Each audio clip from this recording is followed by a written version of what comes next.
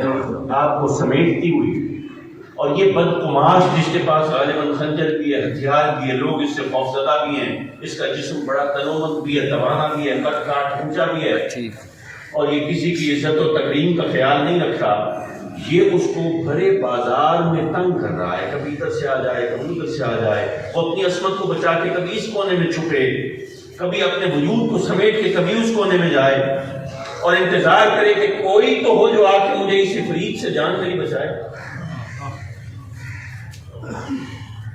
اب یہ سلسلہ چل رہا ہے، اور دکاندار بیٹھے ہیں اور راہگیر بیٹھے ہیں، جو دیکھتا ہے وہ نظر چرا لیتا ہے، کیونکہ اس کو اپنی عزت پیاری ہے، اس کو خوف ہے کہ اگر میں سامنے آیا تو یہ مجھے پچھاڑ دے گا، اپنے خنجر سے مجھے لہو لہان کر دے گا، میری جان کو آئے گا، میرے اپنے بچوں کی حفاظت وہ اس کے لالے پڑ جائیں گے مجھے، تو میں خاموشی سے میں کیوں بیچ میں آؤں، پرائی لڑائی میں کیوں آؤں؟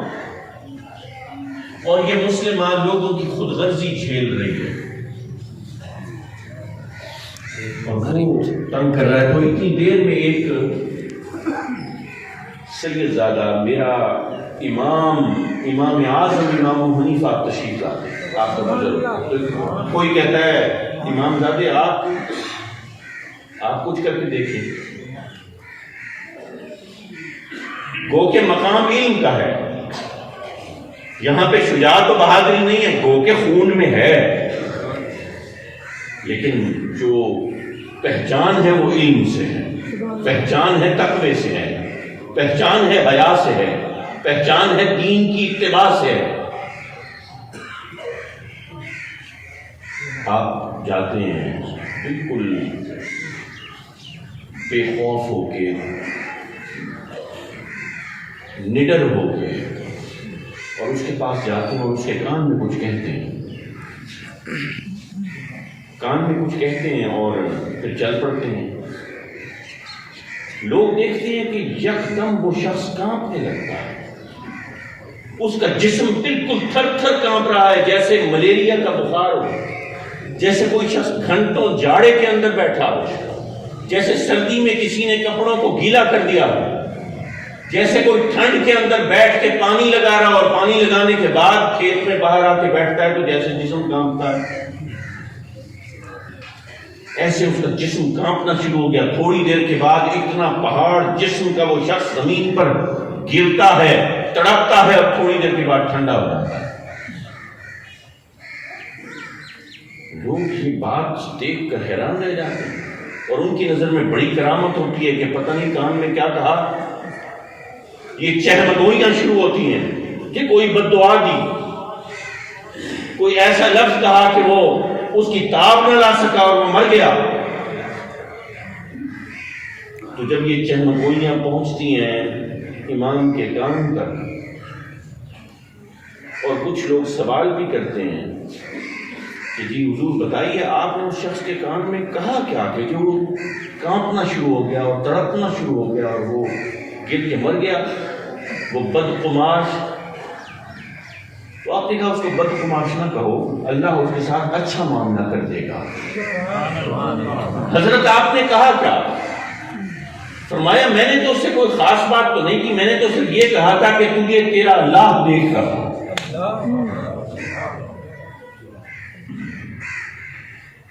اب یہ بات تو ہم ہر دفعہ سنتے ہیں، مسجد کے جو لوٹے چوری کر کے لے جاتا ہے، جو مسجد کا وال کلاک چوری کر کے لے جاتا ہے، کیا اس کو نہیں دیکھتا اللہ؟ لیکن بات میں وزن نہیں آتا، بار بار یہ کہا جاتا ہے کہ اللہ دیکھ رہا ہے، اللہ دیکھ رہا ہے، لیکن میرے قلب میں بات نہیں اترتی۔ اس کی وجہ یہ ہے کہ کہنے والے کا سینہ وزندار نہیں ہوتا عمل سے، کھوکھلے سینے، بے وزن سینے، بے عملے سینے۔ خطیب آئے گا تو پیچھے بیٹھ کے سگریٹ کے کش لگا کے ادھر آ کے بیٹھ جائے گا،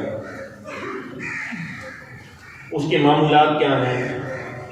وہ گھر میں بیٹھ کے پڑوسی خاتون کے اوپر بدنظری کر رہا ہے، ادھر آ کے واز کر دے گا۔ تو وزن کہاں سے آئے گا؟ زبان میں تاثیر کہاں سے آئے گی؟ امام زادے نے کان میں کوئی نئی بات کہہ دی نہیں، یہی کہا کہ تجھے تیرا اللہ دیکھ رہا ہے. اس کا اثر اتنا تھا، اس کی تاثیر اتنی تھی کہ وہ شخص محسوس کر گیا کہ مجھے میرا اللہ دیکھ رہا ہے. خشیت الہی سے کانپنا شروع ہو گیا. اسی خوف میں جہاں بلند ہوا زمین پہ گرا اور جان دے دی. تو جو شخص اللہ کے خوف کی ابتلا میں دنیا سے جائے تو میرا اللہ تو اس کے ساتھ اچھا معاملہ ہی کر دے گا. لوگوں، اگر آپ کے دن اور رات میں آج کی بات چیت سے کوئی فرق نہیں پڑتا تو اپنے آپ کو دوش نہ دینا، یہی سمجھنا کہ جو آیا تھا خطاب کرنے کے لیے وہ بے عملہ تھا. آج ہو کیا رہا ہے؟ مہنگائی ہو گئی ہے، مہنگائی، یہ چیز اتنی مہنگی ہو گئی، وہ چیز اتنی، یہ فلانا جی زرداری ایسا تو عمران خان ایسا تو نواز شریف ایسا. اور ہماری اپنی، جس کو جتنا موقع ملتا ہے اتنی چوری کرتا ہے، جس کو جتنا موقع. دفتر والے، ہاں جی وہ نوکری لوا رہے ہو، کوئی ایسی نوکری ہو جس میں کام نہ کرنا پڑے، یعنی حرام کی تجھے ملتی رہے تو خوش ہے، اس پہ کام نہ کرنا پڑے، ایسی نوکری ہو. تو ہم بنیادی طور پہ ہڈ حرام ہو گئے ہیں. ہمیں رب دے رہا ہے. بھائی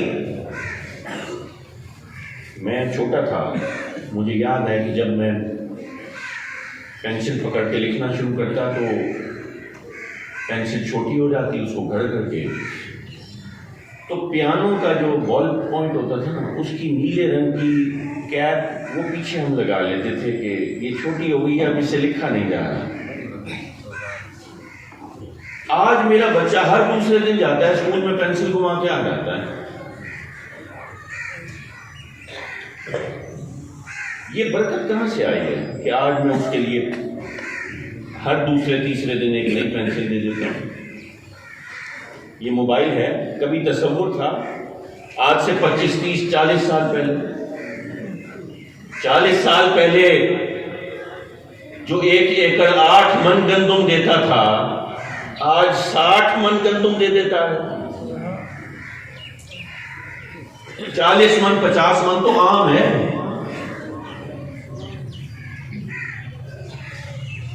پہلے جو بڑا زمیندار ہوتا تھا نا، میرے جو سسر ہیں نا وہ ایسے مظفر گڑھ علاقے کے بڑے زمیندار، تو ان کے پاس ویسپا اسکوٹر ہوتا تھا.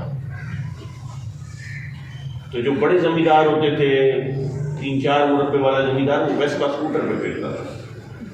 جس کے پاس ویسپا اسکوٹر ہوتا تھا ہم کہتے تھے یار یہ بڑا زمیندار ہے.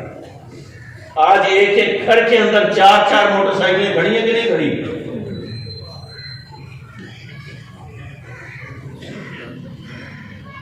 لیکن اطمینان نہیں ہے، سکون نہیں ہے، ایمان نہیں ہے. اس کی وجہ یہ ہے کہ حرص اور طمع ہو گئی، لالچ ہو گئی. سمجھ نہیں آ رہا ہو کیا رہا ہے. ہمارے پاس رزق بھی ہے، ہمارے پاس روٹی بھی ہے.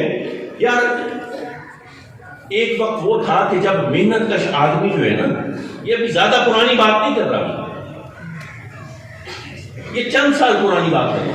گھر میں جو شخص محنت کے لیے مزدوری کے لیے جاتا تھا، روٹی کے ساتھ ترکاری اس کو ملتی تھی، باقی سب پیاز سے پانی سے روٹی کھاتے تھے.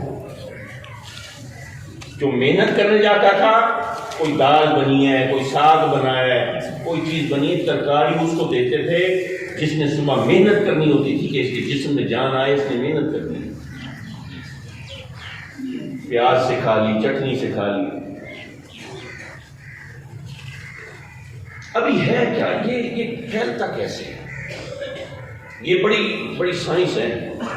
جب تک میرے پاس ٹچ موبائل نہیں آیا تھا نا، مجھے بڑا اچھا لگتا تھا ٹچ موبائل. میں دوسروں کو دیکھتا تھا ٹچ موبائل ہے، ٹچ موبائل ہے. ٹچ موبائل آ گیا. اب جب ٹچ موبائل آیا تو اب پتہ چلا نہیں، ٹچ میں تو بڑے 8,000 والا بھی ہے اور 1.25 لاکھ والا بھی ہے. پھر وہ کوئی ایپل شیپل آ گیا. اب وہ استعمال کرنا آتا ہے نہیں آتا ہے، ادھر وہ ایپل کا نشان بنا ہوا ہے تو اسٹیٹس سمبل ہو گیا. اس کے پاس گاڑی آ گئی تو اب مجھے بھی چاہیے، اس کے گھر میں فریج آ گیا تو مجھے بھی چاہیے. یہ دیکھا دیکھی میں مجھے ضرورت ہے یا نہیں ہے یہ الگ بات ہے. ذرا اندازہ کریں، میں ایک مثال دیتا ہوں. دیکھو 60 والے گھر میں فریج آ گیا اور میری بیوی مجھے تانے دینے شروع کر دے کہ جی وہ بے شرم آدمی، یہ دیکھ 60 والے کیا تھے کیا نہیں تھے، یہ ترقی کر کر کے فریج لے آیا ہے گھر میں اور تیرے پاس کچھ بھی نہیں ہے. بے شرم آدمی کچھ کر قسطوں پہ اٹھا کے لیا، فریج تو لیا. تو ایمانداری کر رہا ہے، لوگ اوپر کی کمائی سے پتہ نہیں کتنا آباد ہوئے بیٹھے ہیں، بڑی لگتی ہے اوپر کی کمائی، اللہ معاف کرنے والا ہے، چھوڑ دو اس کو. بیوی نے 4-6 تانے دیے، اس کا ایمان ڈاواڈول ہوا، کسی سے پکڑے 500، کسی سے پکڑے 1000. پھر وہی شروع ہو گیا، فریج آ گیا. ابھی فریج کس کو چاہیے ہوتا ہے؟ فریج کس کو چاہیے ہوتا ہے؟ چھوٹی سی بات کر رہا ہوں، وہاں کے 10 منٹ پہ ختم. فریج اس بندے کو چاہیے ہوتا ہے گھر میں جس کا رزق اللہ اتنا دراز کر دے کہ وہ شکم سیر ہو جائے پھر بھی بچ جائے. تو اس کو یہ ہوتا ہے نا کہ بھئی یہ کل خراب نہ ہو جائے میں فریج میں رکھ لوں، یہ دودھ ہے یہ خراب نہ ہو جائے میں فریج میں رکھ لوں. جس کا رزق دراز ہو جائے، جس کا رزق وافر کر دے اللہ، اس کی بھوک سے زیادہ کر دے میرا اللہ، وہ شاکروں میں سے ہونا چاہیے، شکر گزاروں میں سے ہونا چاہیے، شکر کرنے والوں میں سے ہونا چاہیے یا حاسدوں میں سے ہونا چاہیے. کتنی عجیب بات ہے، مقام شکر کا تھا.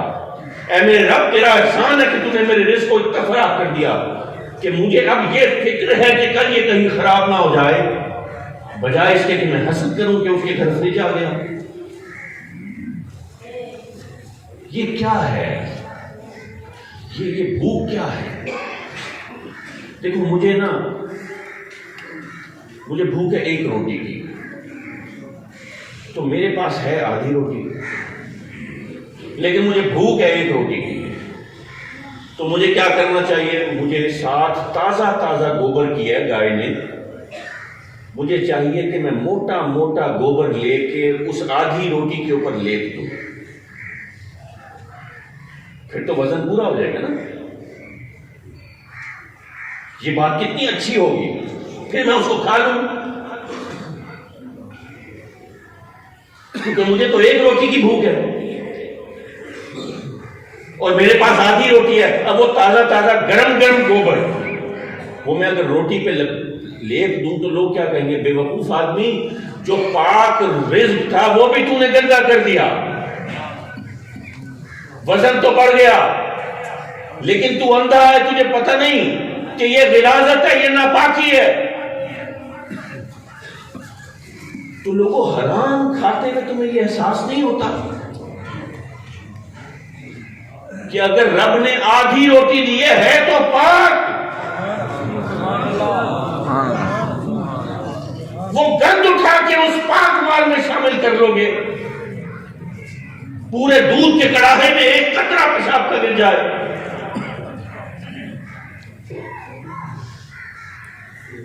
ہم بے برکتی کو روتے ہیں. میرا اللہ کی بے برکتی دور فرمائے. یہ سوچ کی بھی ہوتی ہے، بدگمانی کی بھی ہوتی ہے، عمل کی بھی ہوتی ہے. یہ چھوٹی سی چیزیں ہوتی ہیں. پھر ہم کہتے ہیں کہ نہیں کبھی سوچ سکتے تھے اس علاقے میں ایسی مسجد بنے گی.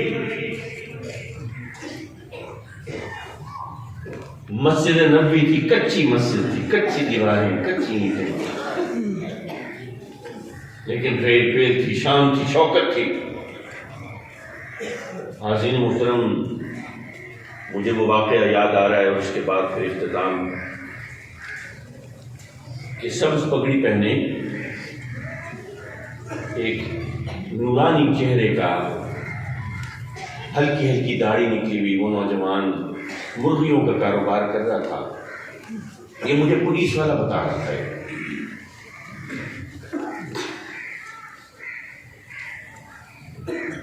کیا ہوا کہ جب وہ مرغیاں لے کے چلا تو سپلائی کرنے والے نے 4 مردہ مرغیاں جو تھیں وہ کوڑے دان میں ڈالنے کے لیے جب گیا تو کہنے لگا وہ نوجوان کہ یہ 4 مردہ مرغیاں بھی مجھے دے دو. تو اس نے کہا کیوں, تو اس کو بھی بیچے گا؟ کہنے لگا نہیں, وہ رستے میں پولیس والے ملیں گے نا ان کو دوں گا. تو یہ جو کاروبار کرنے والا تھا کہنے لگا مردار دے گا, یہ تو حرام ہے, تو حرام ان کو دے دے گا. تو نوجوان کہنے لگا جو میں زندہ دوں گا کیا وہ حلال ہوگی اس کے لیے؟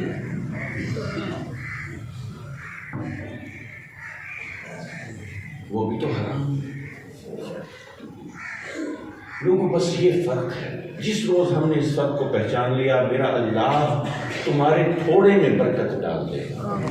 قسم کھاتا ہوں, میں نے نوکری کی ہے, 23 سال نوکری کی ہے, اور اگر ٹریننگ کا بھی عرصہ لگائیں 2.5 سال تو تقریباً 25.5 سال. ایسے ایسے وقت بھی آئے ہیں کہ میں سوچتا تھا کہ کل کیا ہوگا, ہاتھ پھیلا نہیں سکتا, ادھار لے نہیں سکتا. میرا رب راستہ نکالتا ہے, توکل کر کے تو دیکھ. وہ رزق دینے والا ہے. یہ ممکن کیسے ہے کہ میں اپنا کام پورا کروں, میں کوشش کروں, میں محنت کروں, اور جو کام رزق دینے کا اس کے ذمے ہے وہ نہ کرے؟ یعنی میں بندہ بشر ہو کے میں اپنا کام پورا کر رہا ہوں, تو وہ مالک جو قادر ہے, جو مالک کن فیکون ہے, وہ اپنا کام پورا نہ کرے. اس کو نہیں آتا کام اپنا, وہ تھک جاتا ہے, اس کو اونگ آ جاتی ہے, وہ کہیں اور متوجہ ہو جاتا ہے, تمہیں بھول جاتا ہے. وہ بھول سکتا ہے. اگر تم نے اپنا کام پورا کیا ہے پھر بھی اس نے تھوڑی دی ہے تو یہ اس کی مصلحت ہے. وہ ہے جو نازک سے بیج کو جو زمین کے اندر تم دبا دیتے ہو اس کے اندر بھی زندگی کو پروان چڑھاتا ہے. جو سمندروں کی اتاہ گہرائیوں میں سیپیوں کے اندر موجود مہین سے باریک شکیروں کو بھی رزق عطا فرماتا ہے. وہ رزق نہیں دے گا, یہ ممکن کیسے؟ ہمیں اپنی لالچ اور تما تو بند کرو. کل میں مولانا سے بات کر رہا تھا, ایک تقریب میں بیٹھا تھا. میں نے کہا میں آج محفل میلاد پہ آیا ہوں, آپ لوگ مجھے سلام کر رہے ہیں اور میرے ہاتھ چوم رہے ہیں, میں تو یہ لوگ میری خدمت کر دیں گے, میں چلا جاؤں گا. اصل مبارکباد کا تو مستحق ہوا ہے کہ میرے آقا نے اس کو اپنی محفل میں بلایا. میں تو یہ لفافہ پکڑ کے چلا جاؤں گا. میری تو روزی روٹی ہو گئی ہے کہ میرے دل میں یہ نیت ہے. نیتیں ہیں, اپنی نیت کو اخلاص میں لیا, بدگمانیاں چھوڑ دو. ذرا سا کسی کو کال کی ہے, اس نے فون نہیں اٹھایا تو یار یہ میرا فون نہیں چاہتا, یار یہ میں ٹھیک ہے, یہ میں ٹھیک ہے. بعد میں پتہ چلتا ہے یار اس بندے کو تو کورونا تھا, وہ تو شدید علیل تھا. ہر بات میں کوئی بات ہو جائے سب سے پہلے بدگمانی. ایک روز کیا ہوا, میں کوئٹہ میں ہوتا تھا تو میں نے جیب میں رکھے 1000 کا نوٹ, 2002 یا 2003 کی بات ہے. 1000 کا نوٹ جیب میں رکھا, تو اب میں دیکھوں تو 1000 کا نوٹ. میرے گھر میں نا ایک چھوٹا بچہ بھی ہوتا تھا جو میں نے رکھا ہوا تھا, وہ پڑھتا تھا اور پھر وہ کھیل کود کے واپس آتا تھا. تو ایک دم میرا دماغ گیا کہ اس میں نے اپنی بیوی سے کہا, کیونکہ وہ زمینداروں کی بیٹی ہے تو انہی کے ذریعے وہ بچہ آیا ہوا تھا ادھر. میں نے کہا یہ تیرے لڑکے نے جو ہے نا یہ اٹھایا. کہ نہیں یہ ہو نہیں سکتا, ہم نسلوں سے جانتے ہیں یہ نہیں ہو سکتا. میں نے کہا نہیں یہ اس نے اٹھایا. تو میرے سے ناراض ہوگی کہ یہ آپ کیا فلانا. میں بھی اس سے ناراض ہو گیا. میں نے کہا ٹھیک ہے. وہاں بیٹھا جناب, جا کے چائے کا کپ آیا اور سڑا سا منہ بنا کے میں چائے کے گھونٹ پینے لگا. دوسری جیب میں ہاتھ ڈالا تو 1000 کا نوٹ دوسری جیب. یقین مانو خدا کی قسم, میں اپنے دل میں اس بچے کے سامنے اتنا شرمندہ کہ اتنا غلیظ آدمی ہے تو. یہ تو میرے اپنے من کی غلاظت تھی نا. کہ میں نے یہ سوچا کہ اس نے چوری کی ہے، وہ معصوم بچے پہ میں الزام لگائے بیٹھا ہوں دل ہی دل میں۔ وہ تو شکر ہے اللہ کا کہ ہاتھ نہیں اٹھایا میں نے، ورنہ تو لوگ مارنا شروع کر دیتے ہیں، ہمارا طریقہ یہ نہیں ہے۔ وہ معصوم بچے پہ میں الزام لگائے بیٹھا ہوں کہ اس نے چرائی، جیب میں ہاتھ ڈال،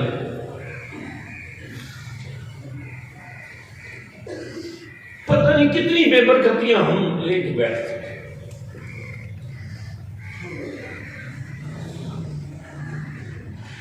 اللہ ہر ایک گناہ کو معاف کرے۔